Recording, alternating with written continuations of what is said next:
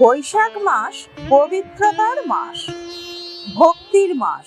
আর এই সময় মা তুলসীর সেবা করা অত্যন্ত শুভ ও পুণ্যদায়ক। শাস্ত্রে বলা হয়েছে বৈশাখ মাসে তুলসী গাছে নিয়মিত জল দিলে ভগবান বিষ্ণু অত্যন্ত প্রসন্ন হন। এতে ভক্তি বৃদ্ধি পায়, সংসারে আসে সুখ ও সমৃদ্ধি, জীবনের নানা দুঃখ কষ্ট দূর হয়। এই মাসে তুলসীকে জলদান করলে অশ্বমেধ যজ্ঞের সমান পুণ্য লাভ হয়। তাই অনেকেই তুলসী গাছের উপর একটি ছিদ্রযুক্ত পাত্র বা ঝরা বেঁধে তাতে জল ভরে দেন, যাতে সারাদিন ধরে ধীরে ধীরে ফোঁটা ফোঁটা জল তুলসীর গোড়ায় পড়ে। বৈশাখ মাসের প্রথম দিন থেকে সংক্রান্তি পর্যন্ত এই নিয়ম পালন করা হয়। তুলসী গাছে জল দেওয়ার সময় এই মন্ত্রটি জপ করলে আরো পুণ্য লাভ হয়।